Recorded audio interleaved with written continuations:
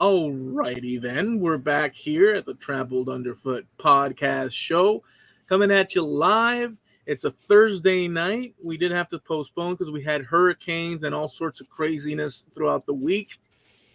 Your hosts are Mark Lindsay and Eloy Escajedo.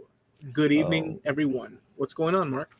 oh man, it's just so crazy and so chaotic. It's I so mean, it crazy. is. Things are falling apart and getting built back up all at the same time. I've spent more time on the phone today than I have in 3 years, calling around to various places and doing this and doing that and all this other good stuff, but trying to get things arranged. But it could always be worse. I could still be working underneath the house. So no, thank you. Yes. I still do need to get back under the house and get finished. Well, fixing insulation, but Yeah. It's very I'm important. gonna wait till it. I'm gonna wait till it quits raining. It's very important we keep that in mind that it can always be worse. We sit perched on a spectrum of from from worse to it could be better to it could be worse. So as long as we keep that in mind, Oh we're yeah. sitting on the dial. You know the little rubber band that's hidden behind the radio, the old Mhm. radios, I guess. I don't know that they have rubber bands anymore. Well, they might with the dot. Well, you know what? I don't even know. But they used to have they used to have those little rubber band sliders that's the thing. So we're perched on that, and Mhm. depending on what station you are, you could flip over a little bit over here. So it's all always perched on the precipice of worse or better. That's right. Absolutely. And I try to be optimistic Yeah. in just about everything. Hmm. Not everything, but just about everything, because I know that most times, if we really want it, we can do better, and we can make it better. And yeah, you might not live in the biggest house, but if it's enough and you're satisfied with it, then that's enough. If there's little things that need twerking on it, fix them and drive on, move on. We can always improve our own situation, and sometimes that's all we can do. Yeah. So I don't worry about what my next door neighbor's got going on in his yard, because I've got too much going on in my yard, and that's kind of the way I try to live it. I aspire to a house with 1980s bronze fixtures with that Mhm. cheap plasticky looking gold on everything, lamps and Yeah. such, and carpets, red carpets like a Holiday Inn from back in the Do, 1960s. do you remember green shag or gold shag carpets? I remember blue, ultra like an ultra white one. I remember a few. Remember, I was smaller, so Okay. but I Okay. remember. Okay. Do you remember like metallic-ish wallpaper with velvet? Yes. Well, no, not the velvet. The metallic. Yes, Hmm. 100%. Yeah. I had that Let's in my see. house. I'm trying to think of other obsolete stuff. You remember? Did you guys ever have a wall that was the 1 foot by 1 foot square cork stuck on the wall? No, we didn't have that. But the Didn't have that. wallpaper, Hmm. we didn't have that. But the wallpaper, just so that you know, in my house, we had a whole wall Hmm. with 1970s wallpaper that was metallic, Yeah. but it was like that silvery metallic. But the opposite of the metallic was these tree designs. So it was like tree Hmm. branching, and then it was like to give the illusion that the background is silver and stuff. And that what I didn't think of it as retro, but I do now. Well, we had that kind of the same thing. It looked like tree branches and stuff like that, but they weren't actually velvet, but it felt like velvet, almost like it was a flocking, like on the inside of a jewelry box. Okay. And so it was weird. But you had, or how about the mirror tiles? The mirror tiles? No, Mirror tiles, the 12-inch square mirror tiles stuck up all over the place. we didn't have that. No? No, Okay. Popcorn ceilings? we did not have that at home either. Wow, you guys were trendsetters. We had, we had, we had like I guess you'd call them panel. that you stick on, like there's Oh yeah, okay, squares, yeah, acoustic ceilings, yeah. like an acoustic. And but we did have the paper that you said, Hmm. and we had at my house we had this thing that I always found interesting, right? So my parents went to Cancun on a vacation and they brought stuff, and some of it my mom for decoration. So we had this sundial, Okay. like a Mayan or Aztec, whatever, like the Hmm. classic sundial. It was Yeah, like a thing like that. It yeah, was always up on the wall, and I'd be playing around and everything, and that always stuck out. I'd look at it. It looked well ancient and yeah. stuff, and I never asked about it because I was too busy with GI Joes and this and that. But I would always look up, and I always thought, I wonder what that is. As a kid, you don't know what the hell that is. Sure. Um, it's just a weird, iconic thing sitting there. It looked like from another world, which it was. Yeah, I mean, it's a novelty item, but yeah. yeah. Let's see. I'm trying to think of how about velour swag lamps. No, that's way No. older. Okay. We had the red velvet. It was like a red velvet cylinder that had two light bulbs in it, and it was on a gold chain, probably about 20 feet long, and you used ceiling hooks. You hung the lamp off of one hook, and the cord and chain draped down onto the other hook, and that ran down to the wall. Some other houses had that, but not Oh ours. God, yes. Any pink or blue or green bathroom fixtures? Our bathroom was that 1960s blue Blue. tile Okay. with the Yeah. red or wine border. So it Yeah. was a red wine border with the blue. Okay. But your sink and your toilet and your bathtub weren't those colors? Um, I've changed it since quite a few Hmm. times. Not the tiles. Actually, the tiles are the same right now. To be honest, um, the bath was pink. Hmm. The bathtub, Hmm. not a hot pink, No, that coral pink. Yeah. right? Like a soft pink. I mean, because that would be like, Hmm. oh my eyes. Hmm. Um, the sink, I can't remember it anymore because it was an old sink. Like Right. there was nothing underneath. It was just a sink in the pipes, and it was like this. Yep. Yeah, yeah. Okay. How about an avocado green refrigerator or stove? Ours was the brown one, or yeah, the brown one. Yeah, the brown one. Okay. Yeah. Yeah, the walnut. Then there was, let's say, avocado green and walnut. Then you had the tomato red and the harvest gold. They called it. It looked like squash soup. That's a fact. When I was in real estate in a former life, that's what I would tell people. If you're thinking about upgrading but you're not really sure, what you do is you look in your kitchen and you look at your appliances. Number one, all the appliances should be the same color. And if any of those appliances are the same color as a soup, it's time to upgrade. Yeah. The only exception is white. White is always okay. But if you've got anything red, squash, pea green, get rid of it and update. But actually, it's funny because those old like equipment and whatnot, they'd last a lifetime if left if not really trashed. The older equipment, I'm talking about like Mm-hmm. things like I guess you'd say stoves and Yep. even fridges. Yeah. They would go and go and go and go and go and go forever and ever and ever. And yeah, there was quality built into it. Well, that's because there were repairmen that would come and fix it, and it was worth fixing because the fridge was expensive. Getting the guy to fix it, it might be pricey for the time, but it was nothing like buying a brand new fridge, you know. So now try to find an appliance repairman. I mean, they're out there, but there's not very many, and they're just as expensive as buying a new one. So my ex father-in-law was an appliance repairman, and he told me I learned just enough from him to be dangerous.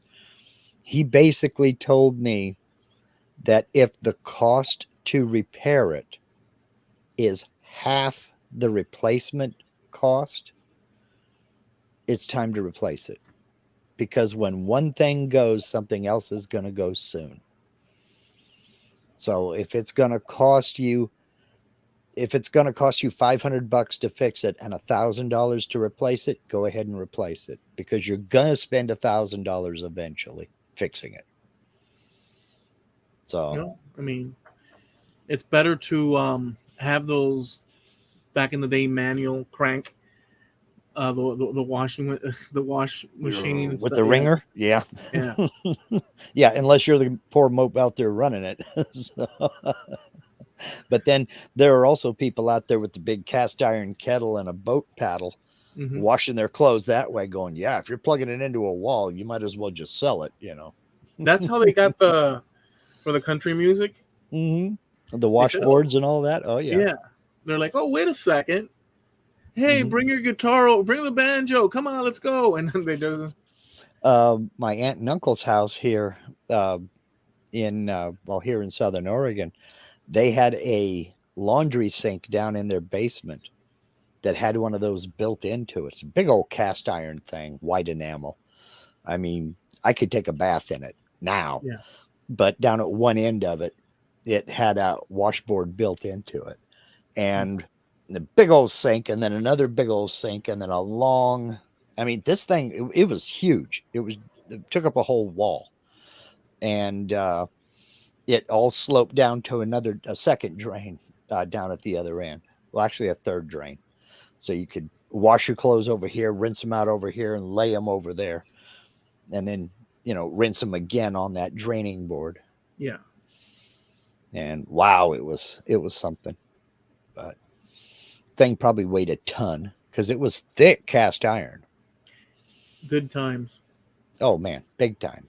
Because even though there was less of the technology, there was plenty of technology, but Mm, this particular scenario we've got going on now with this internet hmm is such a leap forward. I know we've touched on this a lot, but Oh it's yeah. such a hurdle into the future, so powerful in terms of just access to information. hmm Um, boy, just that alone, but there's other uses that we Oh see that yeah. we all use, and If we adapted to it very quickly, didn't we? Oh yeah, because we saw it for what it was. I mean, this is a treasure trove of information that we didn't have at our fingertips before. I mean, you couldn't go out and find the instructions on how to fix your washing machine. That was top secret information. But now you can jump online, and if you know the model number, you can get the model number off of the tag and get online, and you can find parts, and you can find a manual that'll show you how to basically fix it yourself. That's a good example. You know.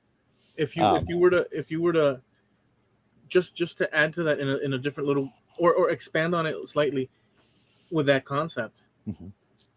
even things. I mean, this is just a widening that same idea, but to go down that road, even things that, like for instance, you have someone in somewhere out in Denver, let's say, Mhm. and they're particularly fond of these books that were never reproduced, and they've gone and through the trouble of scanning them and putting them out there. Yeah.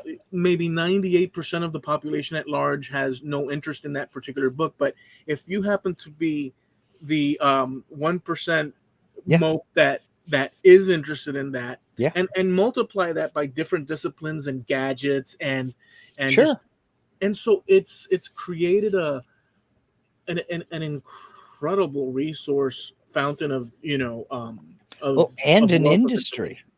And an industry. I mean, Bob Lee saying that metal wallpaper is dangerous when you're working with a hot wall plug. Ask me how I know. Yeah. Bob's an electrician. So did you grab a wire while holding onto the wall? With one foot in the tub. Yeah, really. I mean, yeah, that was something, I know just enough about electricity to get me in trouble. And Mhm. Bob, when I was building my shop, Bob was my absolute Go-to guy. electrician. He was my electrician guru. And because of him, I was able to run power from my electric meter all the way out to the shop. And then I got an electrician to come out and set the panel and do the final hookup in the panel. I remember. and asked him, hey, could you check my work and make sure I did what I was supposed to do and everything's good? And he looked at it and went through it all and tested this and tested that. And yeah, you did a real good job. I'm like, okay, well, I owe it all to Bob. So thank you again, Bob.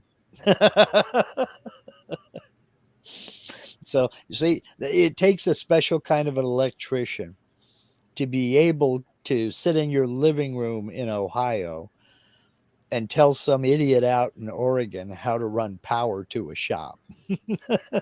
Yeah, it's a scenario that has been made possible through this technology.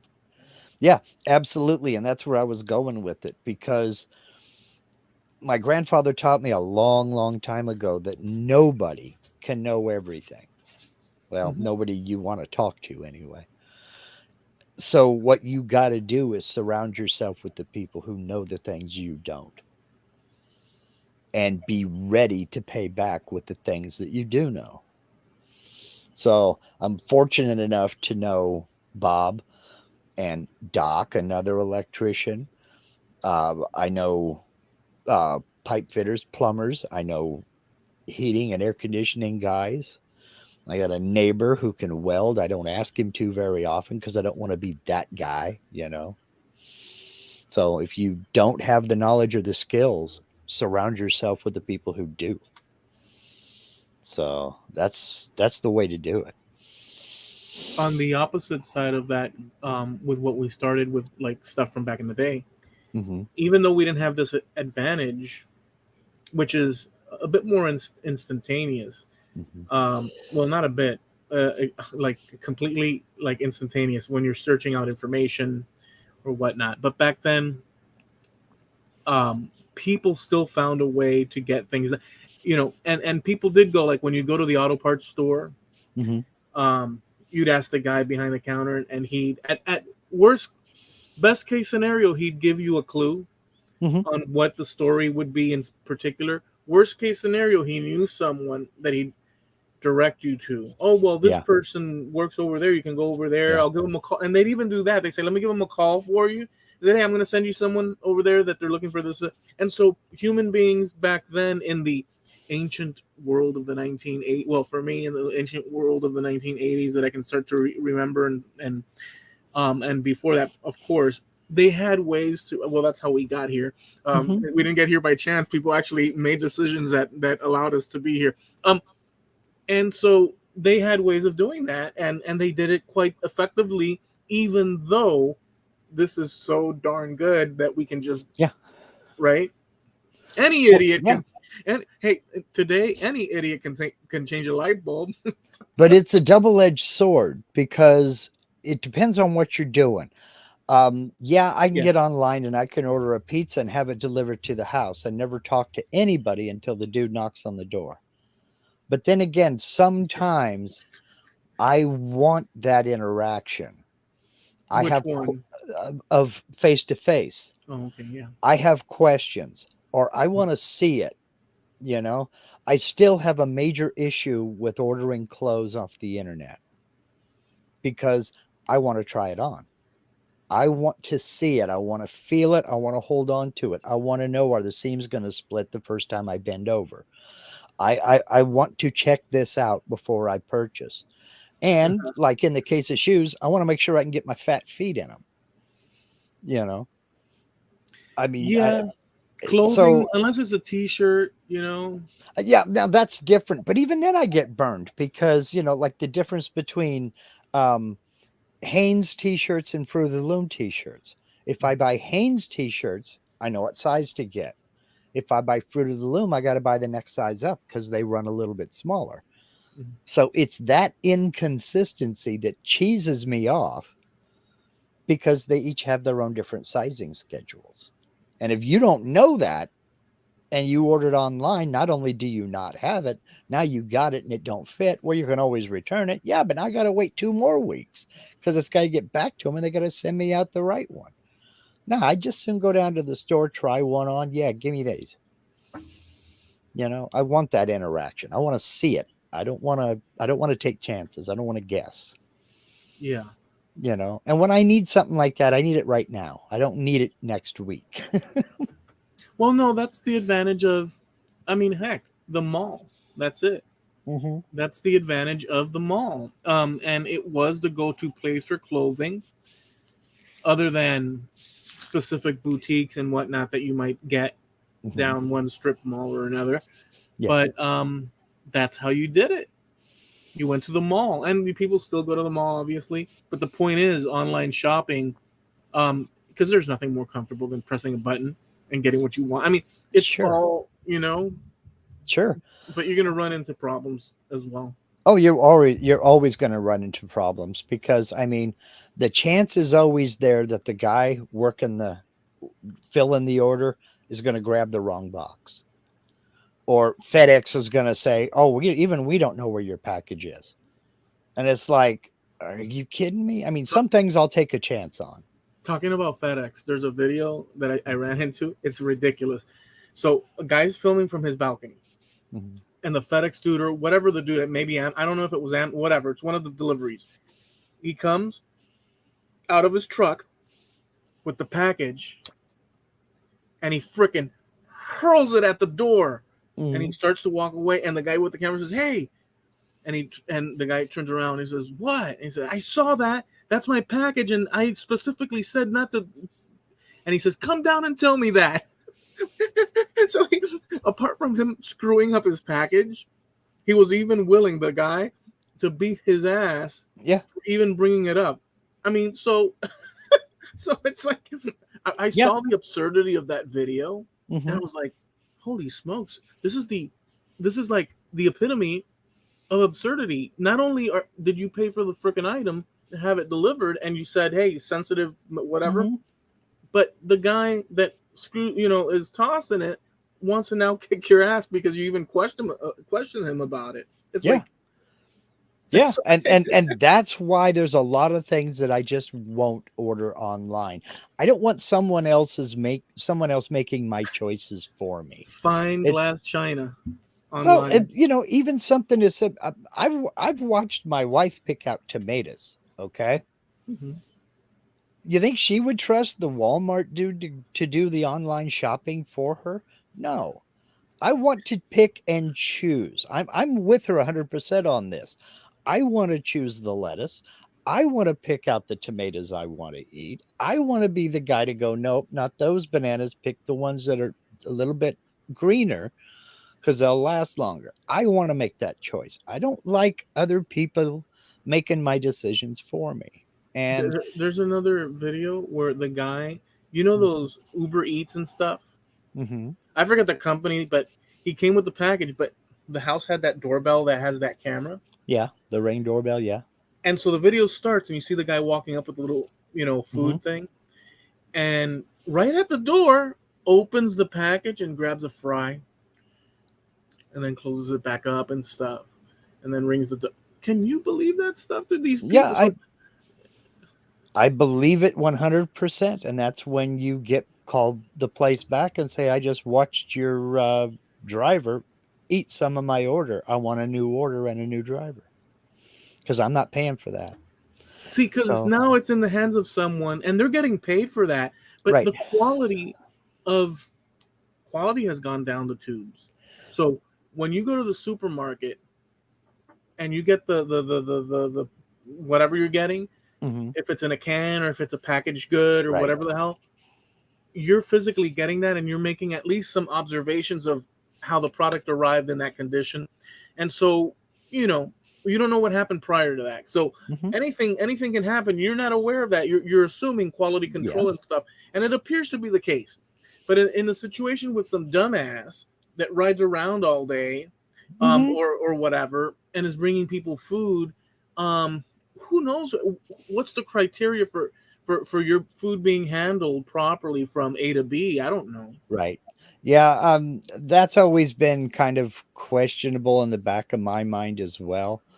And that's why I just soon go ahead, put my shoes on, jump in the car, and go do it myself. Like I said, I don't want other people making my decisions for me. If I want the dented can of beans, I'll grab the dented can of beans. Right. But I want to be the guy to make that decision, not have somebody who's getting paid by the hour make that decision for me. Hey, Yeah. waiter. Yes. Listen, could you please add a little bit more garlic in my on the parmesan? Is no problem. And he takes the plate. He goes to the back and he goes like this. Yeah. Well, I mean, anytime you eat food that you didn't cook, grow and cook yourself, you're taking your chances. You're But taking it because you don't know the that's a person's. subject I really don't want to get into. No, but okay, But but let me just say this little caveat. mm, That's the problem of with people are dangerous in terms of so it's like you don't know the state of mind of people. They could right. look at because you can have a person right in front of you. This is the last thing I'll say about this, but you have a person right in front of you, and for all your observations, the person is completely like a normal human being, and like there's no it's you. Who knows what the hell that apparently normal human being is capable of. You Yeah. have no friggin' idea. You have no idea what they're capable of, what they're not, what anything that they're thinking, what they're going through right Or now. how they were taught, or what's Yeah. their threshold of doing screwed up things onto And your and food. that's why I would just soon go pick out stuff myself. I want to be the guy to make the choices. I Yeah, want to be the guy to look at the pair of blue jeans and go, well, that's pretty thin. I don't, I don't want that brand. I want to be able to be the one to make the decisions. yeah, no. I'm totally with you. Yeah. Jim Dockrell makes a good point here. He's like, never give the person serving you food a hard time. I was taught that there are three people you don't cheese off: the guy driving you, the guy paying you, and the guy feeding you. You don't cheese those people off. That covers the whole population. Yeah, if they're driving, I'm nice. When we get out of the car, there may be words, but while we're driving, no, hey, I'm your biggest cheerleader, man. If you're Hmm. paying me, I'm your biggest cheerleader, man. Hmm. Until I get that money in my hand, then we may have words. And if you're feeding me, well, Yeah, after the meal is over, we may discuss. yeah. You have to, Kurt. But on one's end, um, Well, on one end, a little bit of common courtesy goes a long way, because people are just people. The guy waiting tables is the guy waiting tables is just as much of a person as I am. And yeah, I'm going to be honest here, because it's not just the guy waiting the tables. A lot of times it's the customers. I have made business decisions based on how I watched a guy I was meeting for coffee, hmm like a loan officer or something like that. They want to meet with me and discuss and have me refer clients to them, hmm as far as real estate are concerned. I have made business decisions based on how I saw him treat the staff at a restaurant. Oh yeah, yeah. Because if he's acting like an ass to them, how's he going to treat my clients? Oh yeah, You yeah, yeah, know? yeah. I So, agree. I mean, Oh yeah, I disrespect people that, who yeah. disrespect people that they think are of some sort of a lower stature than them. Yeah, that I hate that too because people there's something the dignity of there's something but this is a perfect time for me to share this. I have shared it before but I have to share it with you guys. Again cuz I love it. So talking about like a waiter in a situation down here in Miami we have a place I think they're still open. There's two or three of them called Flanagan's. It's like an Irish pub slash restaurant slash whatever. Mhm. Um and so years ago I went with my girlfriend at the time and we went to and sat down to eat. And so we sit down and we're having a great old time talking and this and that. And the waiter comes over and we order our drinks and stuff. And then he comes over and he says, okay, what would you like? Oh, I'd like this. I'd like that. And then he says, for each of us, he says, would you like the super salad? Mhm. And I looked at him and I looked at my girlfriend at the time and she looked at me. And I said, "Oh, does that sound good?" She says, "Oh, yeah, it sounds good." And I said, "What's in the super salad?"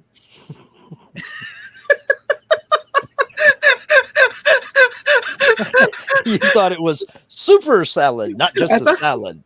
right? I thought it was, and so did she, and so did she. And he repeated, "Sir, would you like the super salad? And I said, sir, and I got a little bit indignant at the moment. I said, sir, I'm asking you what's in the super salad. And he said, sir, would you like the super salad? And I stopped and I realized it, and I cracked up and I said, oh, dude, I didn't mean. He was not amused. I could have sworn it was the super salad. I love that freaking. Well, you were probably about the 700th person. Or did he have some sort of a speech impediment or anything like No, that? No? Okay. no, but he said it in a way where, in Yeah. my mind, Super it salad. registered. Well, now Yeah. maybe if I was a high echelon type, moving in the highest circles. But I'm used to super salads and extra, just fast food stuff. So Yeah. you would hear, would you like super size? Would you like super? Yeah. So Yeah. Give me the super burrito. yeah. Because Could you I please? want super heartburn. But that's the thing, right? But he was not amused, dude. He was not amused. I love that. I Well, love that story because we were idiots, yeah, it happens. I mean, you misunderstand somebody. But, I could totally see that, that does sound good. Wonder what's in the super salad. Wouldn't you want to know if somebody Yeah. said, "Would I you mean, like a is it a super?" big stainless steel bowl or what? Yeah, and I'm sure it comes with different like bacon bits and all sorts of good stuff. So go ahead and explain that to us, would you please? No. Okay, I know my wife is listening. We now have to come up with the ingredients for a super salad. We got to create a recipe. Oh, dude, I've had embarrassing moments, plenty Oh in God, public I've had settings. countless. I don't have any that stand out in my brain because I try to forget them as quickly as I possibly can. But it's not evident now. It's not evident when we get online and start talking like this. Yeah, But I do a lot of sitting back and observing. And because when I'm in situations where I'm not certain or I don't know what's going to happen, I just kind of stand back. I'm the guy against the wall and I let other people go in and I kind of watch what they're doing and I get the layout and go, okay, that's what we're supposed to do. All right. And then I'll go join in. yeah, But yeah, something like that. Now, let me throw this at you. You said this place is called Flanagan's and it's quote unquote an Irish pub type of a thing. yeah. Do they don't do the kitschy thing like try to act all Irish and stuff like that? I don't mean fake accents, but I mean like No, the no. weird uniforms or clothes or anything like that. Okay. Oh, it does have it. Does you know what it has? It has the equivalent of, we have a few different Irish, or we did, Mhm. Irish pubs slash restaurant bar slash um what it is kind of like what the Irish would have opened up as far as bars in America. So it's Irish derived, let's say, Mhm. and they do have certain dress and whatnot, but Mhm. it just to give you the feel. But it's Yeah. kind of like it's almost like a sports bar, but it's an Irish bar. It's not obviously from Ireland, but Right. you Okay. get the point. I do get the point. Okay. Because Yeah, I don't like places like that. Where, yes, come on into our Swiss restaurant. And you walk in and they're all dressed like Heidi, with the braids hanging yeah, down with the little gingham dress. yeah. And I said, oh, come on, Do or you guys have do in your area? Do you have, what is it? Is it Ruby Tuesdays? Is it? we have, um, we have Red Robin, and that's probably no. We don't have a Ruby Tuesdays. We have a Red Robin burger joint. That's about it. Because there's sort of, or Chili's, There may be a Chili's. I don't know. I ate at Chili's once in Nevada, and that was enough for me. Applebee's. Yeah, So we had a those couple Applebee's. themed, okay, so like those themed sort of things, Yeah. this type of Irish pub slash bar, whatever, is It's not a chain at that level, Mhm. but they do have like a, they opened up here, they started here, so there's a few locations in Miami, and it's kind of slightly sports bar ish, Okay. All right. you know. Jim says real Irish atmosphere. All the staff are drunk. Oh, whoa. Okay. That's To be sure. To be sure. Yeah, that's insert your own Irish stereotype here. I guess that's really my problem. It's like, when you're 5 years old and you go see Ronald McDonald standing outside McDonald's going, "Hi, little buddy, here, have a hand puppet," whatever. Have a happy meal. That's one thing. But when I'm 40, I don't want somebody dressed up like Mayor McCheese meeting me at the door. It's like, dude, let me get my hamburger and get out of here. and All coming right. up to you at 40 something years old and Yeah. doing this to your hair and saying, "Hey, little fella, come Yeah, I right don't in." want to be I don't want to be wrestling the hamburger, fighting over my French fries. Just let me get out of here. All right. It's I don't know. Things like that I thought were cute when I was a kid. There was one ice cream parlor called Farrell's. Did you have Farrell's there? No. It was the old I hesitate to say it, 1890s kind of an atmosphere with the brass bands and everybody, the plastic straw hat with the red vest on, and you expect the Pringles guy with the handlebar mustache Yeah. step out of the back room or whatever. And when people had birthdays there, they beat on drums and they took out a cake on Yeah. what looked like a stretcher and stuff, and there's confetti flying all over the place. When Yeah. you're 7, that's fun. When you're 36, You want it's to kick just their a ass. pain. Yeah, that's what. No, we're not going there. Let's hit DQ. Go through Yeah. the drive-through. I mean, you look, there is something to be said. I mean, so look, if you stripped all the gala away Mhm. from it, you just want your freaking burger, your freaking ale, whatever that might be, Mhm. and your fries, and you want it all hot, and you Mhm. might want some refills, and you want people to shut the hell up, like Yeah. Red Foreman from that '70s show. Everybody, he used to say like he'd sit at a table with like his friends and stuff. He says, "Everybody, this is my birthday," because it was his birthday. He said, if there's one thing that I'd wish on my birthday, and they're all listening and stuff, yes, Red said, is for everybody to shut the hell up so I can eat my steak and you see everybody lowering their head. Like he didn't want to be there, but he was Yep. forced there and shit. So Yeah. yeah. You Have, want the basics. You want the basics. have a good night, Bob. Good night, Bob. And that's another thing I don't like. I don't like that contrived birthday smile. So we don't go nowhere on my birthday because I don't want 15 waiters and waitresses standing around my table singing happy birthday to me. If I want that, I'll invite people to my house.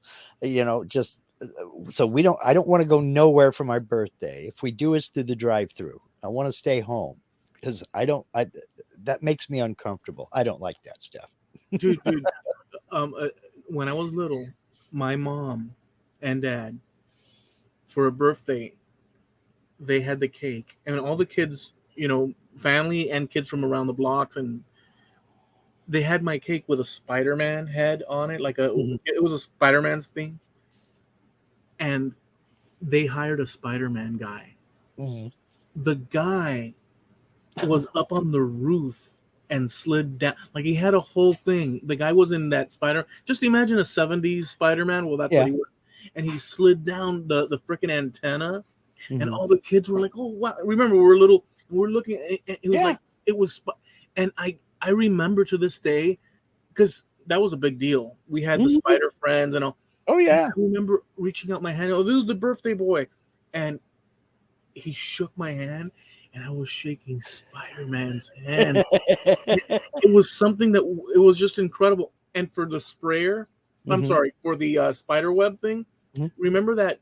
Like I guess you Silly call it string. silly string. Yeah, Oh man. But it you was know so what? good. When you're 7, 8, 9 years old, that kind of thing is fun. So And I'm all for it. I mean, it's like those guys. I'll give you an example. It's like those guys, and I don't remember what children's hospital this is. They're maintenance guys. And one of the things they have to do is wash the outside windows on yeah, this hospital. And whenever they go over to the children's wing, they dress up in superhero outfits like that. So you'll see Spider-Man and Batman lower themselves down on ropes on this scaffold and start washing the windows. And they're waving at the kids and saying hi and everything. And then they go down to the next floor. That's cool. That's fun. Doing stuff like that for kids who are in the hospital and feeling miserable. And the kids love it. I mean, because kids, yeah, of course. and I think that's cool. And those guys, I mean, bonus style, Of course. valuable style points to them for So, doing so if stuff. Linda were to book for your next birthday a clown and you showed up at home and there's a hey, Marco. Well, then my next video would be on how to use your CNC router to make a plaque to mount this clown's head on your wall. It's like the No, it last wouldn't. thing adults just simply, it's just now, I mean, some might, I guess, dig it or whatnot, but I doubt that the majority would be into that. Oh, I got a clown for my birthday. Yay. Yeah, no. I can think of probably Or just about everything else in the world I would rather have. you know what I really, I hate to say this, but what I've always, it's like in the back of, I don't want to say hate, but remember the iconic The mimes. with the striped white, black and white striped shirts and with a little beret and they do this The for some mimes. reason. Yeah. It always, like, I just, With the white face makeup with the top hat. yeah. And oh, no, thank you. No, thank you. She says, never happen, Eloy. I hate clowns. Yeah. And I thank you for that. So, no, I'm not going to read that last one. Make them wonder. Yeah. At my age, I mean, it'd be a waste of money. Are you kidding me? So let me share this I'm always doing my research and wherever your interest takes you, as we all do. mhm, I came across the thing from Miami mhm, and I posted it on my Facebook, but I thought it would be interesting to share. Back in 1905 mhm. in Miami, and you probably saw it because I shared it. Maybe you did, maybe you didn't.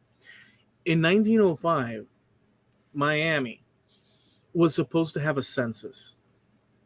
But what happened was that the enumerator Mhm, didn't do his job. Who knows what the story behind that was, but he mhm, didn't complete his job. He did a bad job.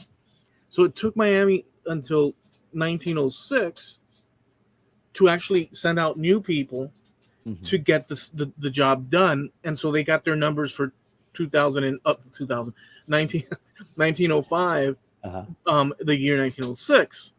And it was interesting to read because when they rolled out the statistics, um, our county, now that we've had an election and stuff, we're actually today a smaller county than what it was back then. Back then, Dade County covered Broward, Mhm, Palm Beach. It was just huge. It was everything. mhm. And in total, I think there was like 16,000 people. Miami had about 6,000 people. In fact, I'm gonna share the numbers just out of curiosity for anyone that might be. Okay, so Miami had 6,228 people. Miami proper, right? Mhm. Coconut Grove, which is next to Miami, let's say, is 622 people. And just going further up north to like Fort Lauderdale, which is a pretty famous, people know about Fort Lauderdale around the Yeah. country, and it only had 219 people in 1906 and 1905. Wow. Um, so yeah, so in total, the population of the county was 12,089, dude. Was there even a Sweetwater there to have a census taken? That did not exist back then. Yeah. Okay. Yeah, Okay. Sweetwater did not exist back then. This was all swampy.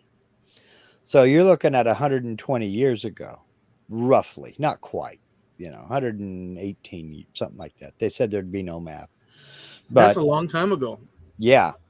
And you have how many million now? There's over 2.5 million people Oh living yeah, there, this right? place Yeah. is bursting at the seams. Yeah. Yeah. So, wow.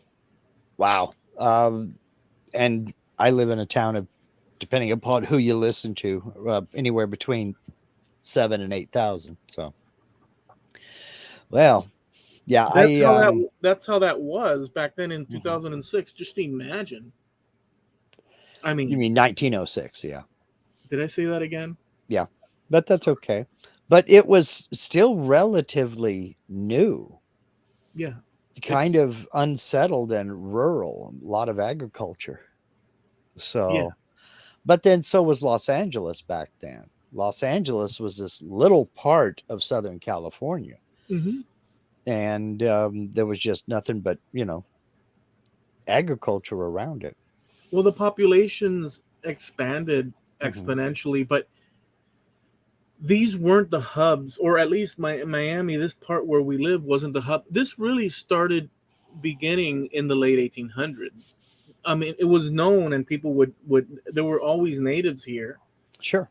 Um, but as far as it blooming in terms of population and trade and whatnot, didn't really begin until the late 1800s into the 1900s, and then within a few decades, it became a big deal for Well, many yeah. reasons. Well, after the railroads came down there, right? Hmm.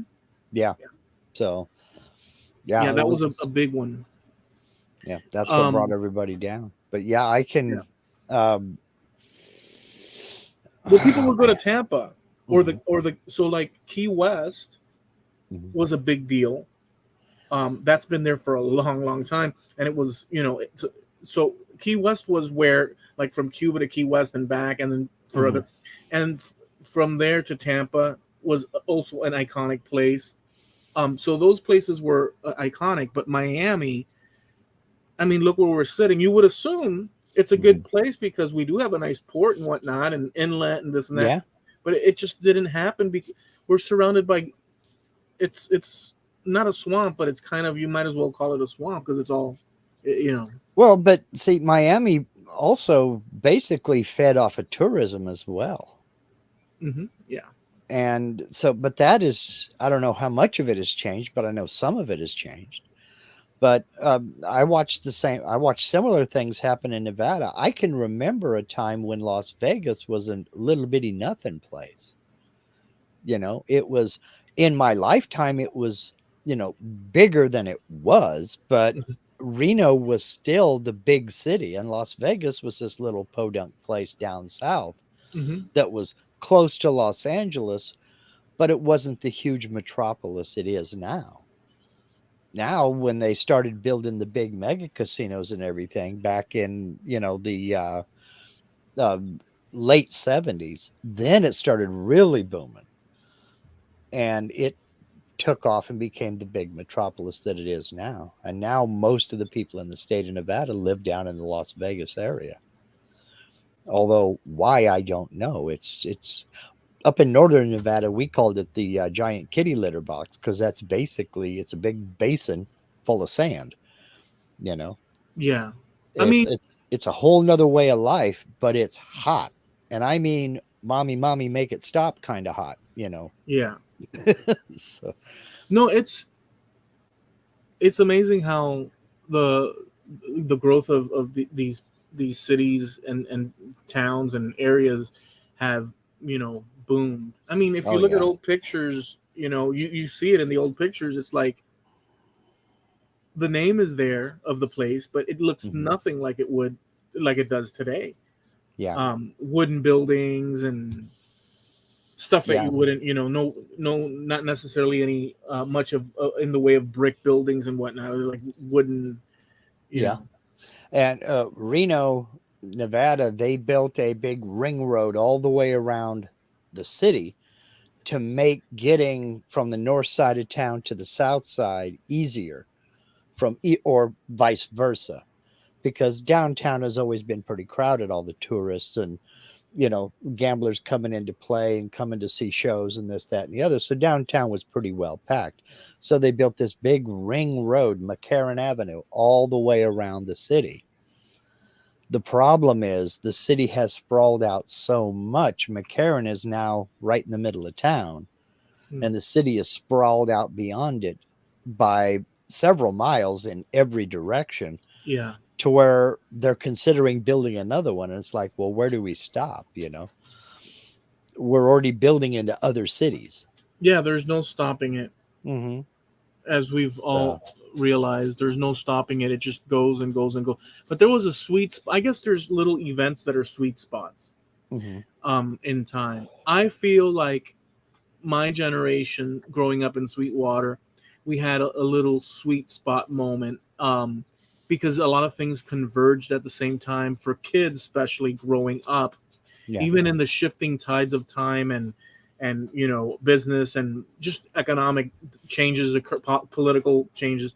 But we had a little sweet spot as kids in the 80s that was very special. And I guess if you grew up at a later time or an earlier time, it wouldn't Yeah. necessarily have the same impact as you didn't experience it in those terms. Right. But Because every generation thinks that the generation they grew up in was the best.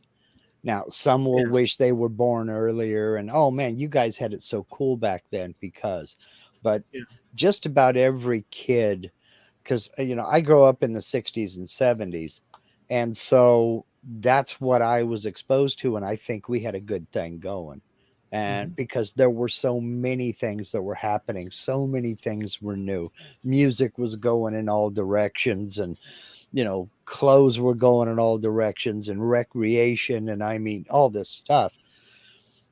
But then kids in the 80s will say the same thing. So it's what you relate to, and I think every generation thinks that they had it best. But in You know, terms of, and so I agree with that, right? But just to say in a biased way, in terms of, and I'm sure there's places in America that can still be done, plenty. mm-hmm. But things like riding your bike in the city that you're from freely without any type of massive congestion, meeting your friends in that, riding bike with a fair amount of safety involved. You're not in danger by letting your kids roam around. Stuff like that. But there are still areas all over this country where you can do just that. No, I I mean, said that. I said that. I'm just saying that yeah, here, right. that's not Well, here. you, It's you gone. you're experiencing, for those of you who can speak, you are experiencing the boom because you've got a lot of development and construction going up around you, and that town that you knew is going away. The families have moved away, and they may be 10 miles away from you doing exactly what you did when you were a kid growing up, Yeah, no. but you're not Miami, you're not seeing it in your area because you are in town now where you didn't used to be in town. You were out of town, kind of. my, we've become a continuous parking lot. Yeah. Yeah. Like And not us only. Like mhm. everything bleeds into the other, Yeah. like you were saying before. And Hmm. I don't see outside activity like that. And I'm not talking about just this year or what, for a while now. Hmm. It seems like, look, the reason I say is that I'm sure there's other places. I'm just saying in my area, Sure. um, which includes like generally the county. I'm sure there's pockets like Hmm. where some of my family lives and our mutual friend in common lives in that suburb area. Sure. Um, but it's I don't know, from a Well, bias, it doesn't look like it's the same because here. it's not. Yeah, Because you're right, it has changed. I wasn't arguing that point with you. There's the area around my grandparents' house, on my dad's side, where I used to play out in their front yard, and we go running, ripping, and tearing up the street. Now it's a major road, and the house, one of the houses I lived in when I was, I guess, 4, that has now been torn down. There was horse pasture all the way around it, and that house has been torn down. That pasture's been bulldozed, and it's a housing development now. So it's in the middle. It feels like it's in the middle of town, yeah, because where it used to be Old County 2-lane road with a yellow stripe, yellow dashes down the middle of it, now it's 4 lanes. And street lights at both ends, traffic lights at both ends, when there wasn't even a stop sign there 50 years ago when I was little. So, Completely changed the. yeah, it's 100% different. And now the population here in Medford, the big town that I'm closest to, it has doubled over the last 35 years. Well, going on 40 years now. This is 2022. Yeah, it's 40 years ago I left. It has doubled in those 40 years. It's still a small town. There's still only 80,000 people here, Yeah. but it's become more of the same. It residential neighborhoods where kids used to run around and play on their bikes and everything, now they can't because of traffic. Because a lot of those 2 lane roads are now 4 lanes with traffic lights, and the speed limit is no longer 25 miles an hour, it's 35 or 40. So there are fewer and fewer areas like that, like you're talking about. You just have to go further and further out of town to get to those. Because in town, it's business. Out of town is where you can live, really. I don't know. Did any of that make any sense? I did. I But mean, it did. that's why so many people move out of town, is to get away from that. And that's why I'm glad I'm in this little town that I'm in, because you know I I can be reasonably sure, sitting here in my living room, that I'm not going to have a car end up in my driveway parked on top of my chest. Can't say that down in town because it happens. Yeah. Accidents happen. Well, you So, know that Andy Griffith show, mhm, that small town yeah. vibe and stuff in that. Well, if you were to consider that Mhm, in terms of Sweetwater, where I grew up, mhm, you change the culture so you have strong Cuban influence with Nicaraguan stores starting to pop open, mhm, one movie theater in the area, a school being built for elementary because it had no school, everybody was shipped out, a small police station and such, um, and blocked because of canal and waterways. Um, you could almost get a sense of that with the particular influences that we would have here in this environment. Um, that there was for kids a certain amount of freedom and innocence without the danger yeah, yeah, in its own unique way. But I'm yeah. saying it had And certain quality to it. it was like that just about everywhere I grew up too. Not only were y- your neighbors were kind of watching out as well. True. You know, Yeah. it wasn't just your parents, keeping an eye on you. Your neighbors were too. And if there was Yeah. somebody coming into the neighborhood that didn't look all that wholesome, I mean, I can remember that happening. I can remember a few neighbors standing out on the porch watching just to see what was going to happen. Yeah. And it wasn't, oh, curious, here's a new person. It's like, all right, who's this guy? What business have you got here? You know? Yeah. And but then again, if me and my brother were acting an idiot and running out there, getting into somebody's mailbox, they were right there. What are you doing? You get out of there. That kind of thing. I got hollered Yeah. at by several neighbors because I was a little butthole, but Mark, I'm going to tell your mom you better get up off of there and do that. Oh, okay, all right. And take off down the road and go play on another block or something like that. Having Yeah. rock fights in the middle of the road or whatever. Urbanization. Yeah. And it's just kind of, I don't know. In some ways, I kind of miss that, but in other ways, nah, not really so much. No, no, you are where you are in your station of life, and there's other things that replace it that are pretty cool. I mean, you know what? The next best thing to you can look at that, dude. I was watching. Look. I love the fact that you can virtually travel through cultures and time and disciplines and music and whatever the hell. It's pretty freaking awesome. of course, there's the real world out there that's sitting waiting, but for some Mhm. reason, there's an attraction to this thing because it's so easy, Mhm. while you're sipping some coffee. And I saw a 1950s series of back then. There was a who knows what the details are, but what it was in black and white. They would film students getting together, sitting, Mhm. exchange students from around the world coming to the United States, with an American student, and they'd all sit in a panel.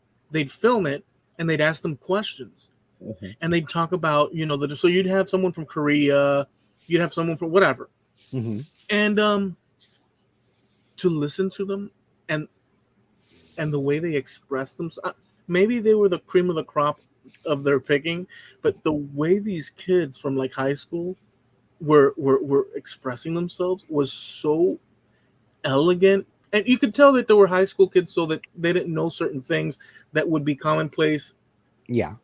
but they were so well and elegant that and I can't compare it, but I bet you if you did that today, they say, Well, "Yo, this is what I think about that. Let me tell you right here." You know, maybe not. It just depends because usually when they put people together for panels like that, they try to pick out the ones who can put three words together into a sentence, you know. that's what I was thinking. Yeah. But so, but I don't know. There are some things I go back and watch the older things. Like I get distracted real easy when I'm looking at my suggestions on YouTube because I'm looking for certain topics and certain categories. But YouTube knows me all too well. They'll throw that shiny thing over here in the corner that I have to. What is that? What is that? Yeah. Yeah. And they'll be the like you. Do you remember this? Or these are things from the 70s that don't exist anymore. Or, and one of them that got me was things that you and I used in school that are not there anymore. Hmm. And the number one thing was pencil sharpeners. And I thought, what? How do you take a pencil sharpener out of the school? And I'm talking about you put it in there and grind. I, Paper is practically useless. I've got one in my shop. I put one up right by the door. And how the heck do you get rid of pencil sharpeners in schools? Well, because they're not writing with pencils. They bring ink pens. Okay, I can see that, but doesn't that make erasing, a little bit difficult? Well, they don't do a whole heck of a lot of that. And a lot of stuff is electronic.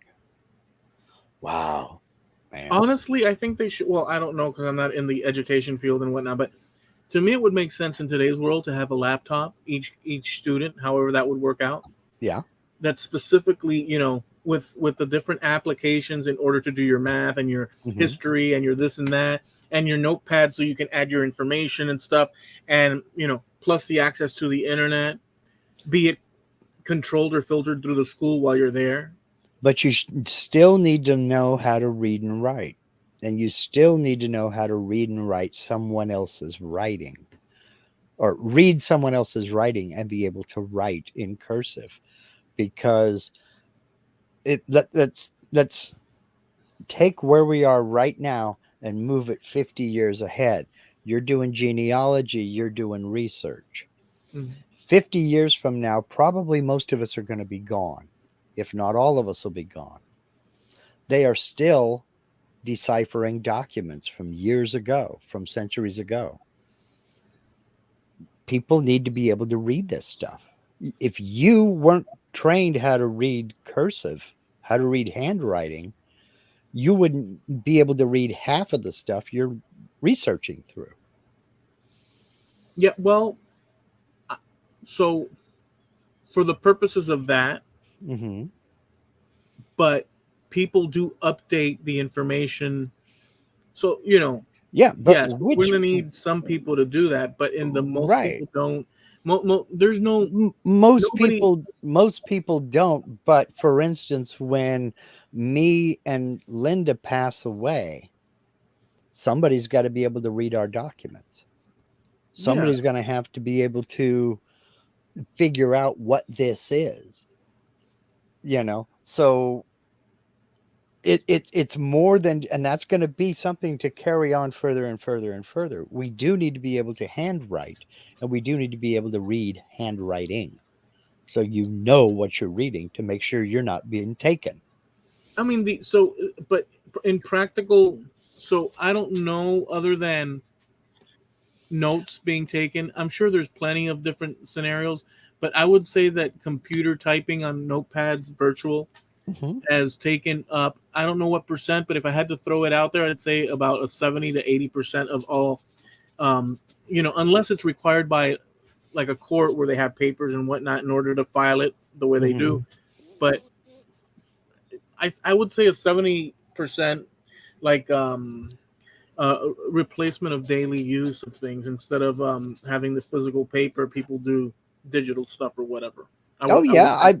there is a lot to what you say, but I'm assuming. there's also a lot of times where the battery in your phone dies and you're not in a position to charge it up. There's a lot of times where you don't have a laptop or a computer with you. You need to be able to communicate and read communication. You know, um, and I'm not talking about making it a branch of study. But if you put, we started learning to read in the first grade, basically. When was the last time you wrote a whole paragraph? 3 days ago. If I would have said a whole book, you would have said 3 days ago. Do No, you 3 days ago you wrote a three whole days paragraph ago, because yes, with because a pen or pencil?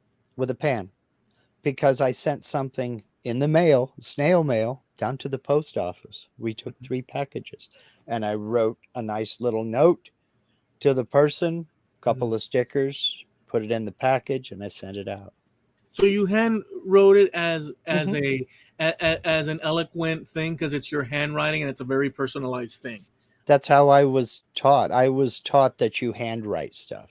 And, yeah, I could have typed it up in Notepad and I could have printed it. And But signed it on the bottom. it's more personal when it's all handwritten. Exactly. So you did it for the purpose of that.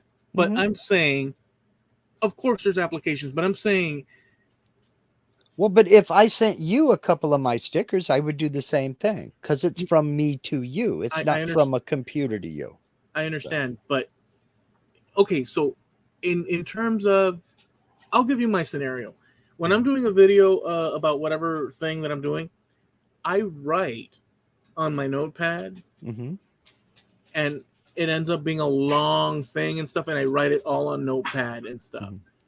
And before notepad, you would have had to sit down and write it or use a little one of those Yeah. little recorders. But Oh, still, I agree with you 100% because I write out stuff like that too. right? But I'm not sending that to somebody else. Or if I'm Yeah, composing an email, I do something like that as well. right. It's the more common thing to do. But if I'm going to put it in the mailbox, I'll stop and take 5 minutes and I'll just write out what I want to say on a piece of paper Yeah. and I'll throw it in an envelope and I'll put a stamp on it, drop it in the mailbox. um You know, there's some comments, and there's always one person that always wants to stick you with it, just stick you with it. Sounds like Eloy would be all in favor of a cashless society. How do you jump from that, from what I'm saying, all the way to like Illuminati conspiracy? How do you do that? How do you leap like that? Do you have no shame for yourself? he's got his tinfoil Slurpee straw out. Is there no shame in you? He doesn't wear a tinfoil hat; it flies off when he rides his motorcycle. So He took us into cashless society territory. Hey, that's coming. I don't. yeah, there are. uh, I don't know. I can see advantages and disadvantages with cash, but then again, you know, I mean, I'm not the guy in charge, Yeah, so I still use cash. I mean, I'm totally. I but prefer cash. yeah, well, it's easier for me to know exactly what I've got and not guess. You know, I mean, does anybody use the checkbook ledger anymore and balance their checkbook? No. You don't think so? I'm sure there. It depends on the age. Hmm. If they're not computer savvy, Hmm. if they are, it just depends on the. But I think it's moving in a different. It's obviously moving away from handwritten stuff. Yeah. There's no, there's no. I don't think it's a big one to say. I mean, there is that you're talking about, Hmm. personalization, and then there are things like signatures and contracts, but a birthday card in Notepad doesn't cut it. Well, plus an audio birthday card, and instead of using your own voice, using that Google Translate, it is your birthday. I want to wish you one very well. That's what I was going to ask. Have you received a happy birthday email or text message yet? I think at some point in the past, yeah. I mean, when I see birthdays come up on Facebook, I type, happy birthday. And sometimes I'll do an animated GIF or something like that. But it just depends. Um, but if it's family, if it's somebody close, I try to do something a little bit, more than that. Because, and I know a birthday card's just a piece of cardboard. I know that. It's just a piece of paper. Yeah. Yeah, that all that means is that you stood at the rack in Walmart for 15, 20 minutes and read a whole bunch of them that no, that's not right for him or her or whoever. Congratulations on your new pregnancy. Yeah, Sorry, Mark. really. This is all the. This is all the cards they had. Yeah. You know. You scratch Uh, off some of the wording just to. Mark, mhm. pay no attention to all the words that I excluded from this. Yeah, Yeah, really. it does show there is further thoughtfulness. Hmm. With the birthdays on Facebook, they automatically help you. It's not Yeah. like you have to remember jack squat. They're saying, "Hey, this is the list of people that." Well, But it you, does. Wait, let me just say this one bit before. It does say something about people that are willing to. They look at the list and say, "Yeah, let's send out a good mhm. wish." The idea is the good wish being sent out, even though it's all being automated. Some people opt out of wishing people well, and Yeah. that's their choice. So there is a difference even at the core level. But you also got to remember that when we're talking about something like Facebook, the last number I heard was the average person has about 150 friends on Facebook. Yeah, Well, I don't know 150 people in real life. yeah. So these are people I've never met. Some of them are in different countries. Most of them are outside of this state. So I've never met these people. I don't wouldn't know them from Adam's cat if I passed them on the street. So yeah, they get happy birthday on Facebook. But my family is right here close by. Hmm. They're going to get a visit whether they want it or not, and a birthday card whether they want it or not. That's just how I was raised. You That's acknowledge so your that's family's birthday with a birthday card. that's so human civilization back 10, 15 And years ago. and you You're passe. Oh yeah. Well, the funny part is my family will tell me, well, we prefer to text. We don't like to talk on the phone. But if you get them on the phone, the minute they pick up the phone, it's going to be a 3-hour conversation. They will live on that son of a gun and not hang up. Can you That's what I think is hilarious. just text it to me and Just find the abbreviation for every word, will you? And just add that so it yeah, becomes just cuneiform. yeah. Don't call me. Just text. But I don't text. I will pick up the phone and call to tell them I'm not going to text you. I'm going to call you. So get used to it and get over it. It's going to happen. All right, Dad. Okay. Now that we've established that, how you doing? And then talk for an hour and a half.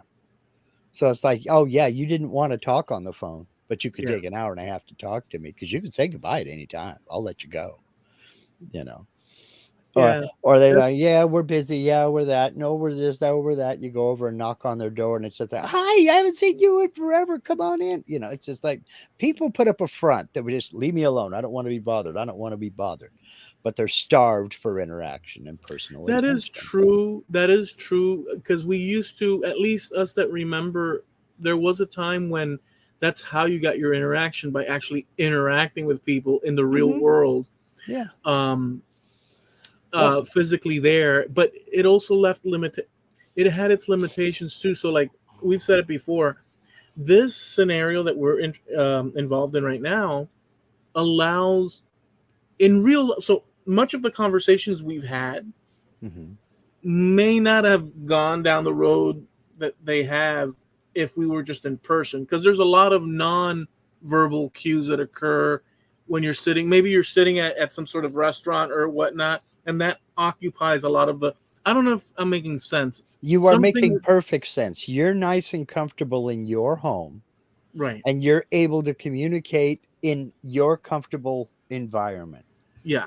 and you're able to share your thoughts. You're not having to put on a filter because of some dude in the booth next to us or behind us. Okay. Yeah. You're able to communicate as freely and openly as you want to, and it's the same thing for me. I'm nice and comfortable here. I got a cup of coffee, I got my ashtray, I'm a happy camper. Yeah. I don't have to worry about somebody behind me butting into the conversation or some kid throwing a french fry from 4 booths down the row. Right. So we have that openness and that comfort level. So I mean, there is a lot of that, Yeah. but there is also a lot of, I don't know, you know how I am about conspiracy theories.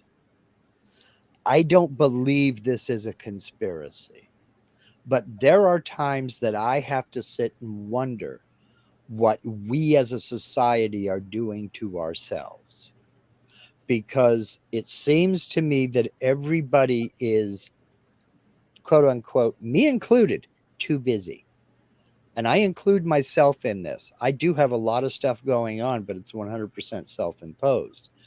But I do know people that are working age that work way too hard and work way too long. And the text message is real quick, and that's it. Hmm. They don't have to have that interaction of talking on the phone. They can be more efficient with a quick text message. But is that really a good thing?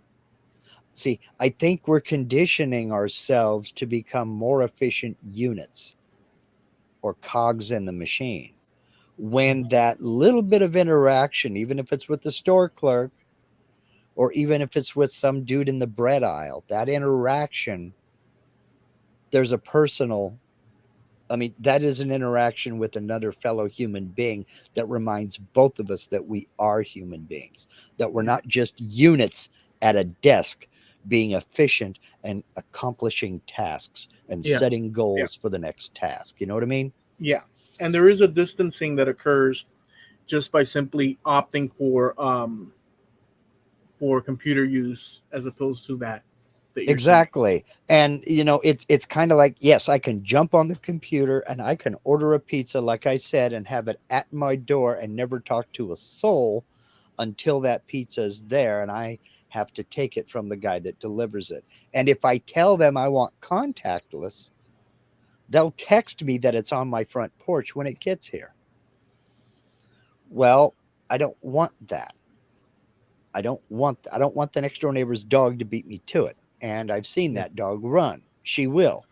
So, Yeah. but I would much, it's just me being old school. I would much rather put on my shoes, get in the car, go down to the pizza joint, order my pizza, and hang at the counter and BS with that counter dude while the people in the back are cooking it. It's an experience and you're interacting, and it's how it's always been done until recently. Exactly. Exactly. And I never know what else I'm going to see there. See, we also take that part out of the equation. I was The talking about randomness. yeah, exactly. I was talking about the shiny thing. Yes, we can go on Walmart's website and we can check mark this, that, and the other and have our groceries ready for us and we go in and pick it up. But you miss that opportunity to suddenly spot the package of Oreos you didn't know you wanted until you got in that store and saw those Oreos. Yeah. Ah, let me grab those suckers. Oh, they got marshmallows on sale. You Yeah. know. We've drifted from a lot of things that were so common and normal, Mhm. and useful. Really, it occupied certain important things that you've just mentioned, that interaction and randomness. Frankie makes an excellent point. The same deal with renting videos. You remember going to the video store to rent a movie? Yeah. How many times did you go in there with a movie in mind? Only for it to not be there. Somebody else already had it out, so you had to look around and see what else there was. Well, Yeah. you can't really, that's something that I miss too, Frankie. I mean, and there were times that we would go down just to see what was there. We had nothing in mind. Yeah. We just go to window what is it? Window shopping at window the shopping. mall. Yeah. Jim, don't feel like the Lone Ranger. We go into the grocery store for 3 items and leave with a full cart. Yeah. Did you ever get home and discover that you forgot to grab those 3 items because of all the other stuff? Yeah, it's every time we go to the store. And that's one example of what I mean when I say if you focus too hard on one thing, you miss the shiny thing over in the corner. And sometimes that's more interesting than what you're focused on. And I can't have that interaction. I did not know that I needed that pack of Oreos until I went down to the store to pick up milk. But by God, now I've got milk and Oreos. So win-win. All right, let's wrap it. Okay. We're doing this a little bit different today, yeah? Yeah, we are. All right, so let's see where my cutoff point is. Folks, this is the Trampled Underfoot podcast show. We want to thank you for hanging out with us this evening. We go live every Tuesday, although today is Thursday, but don't mind that because we had some issues on our Tuesday, Wednesday, and so we're doing it today. But we go live every Tuesday, 6:30 West Coast time, 9:30 East Coast time here on YouTube, Trampled Underfoot podcast on YouTube. We also have a page over on Facebook, which is Trampled Underfoot podcast on Facebook. And you can leave us show suggestions there. Sometimes we post pictures and links to the things that we talk about, so keep that in mind. And we have a website, trampledunderfootpodcast.com. Come on over, drop on by. You can check our past episodes on the audio side if you are so inclined. Download that into your podcatcher and enjoy us on your way to work, or even better, on your way home from work. That's trampledunderfootpodcast.com. All right. All right. So we want to thank you. Enjoy your evening. Be safe and have a good rest of the week. Hopefully, here in Florida, we get cool weather, and you guys have the pleasant weather that you are looking for. We'll catch you next time. See ya. Peace.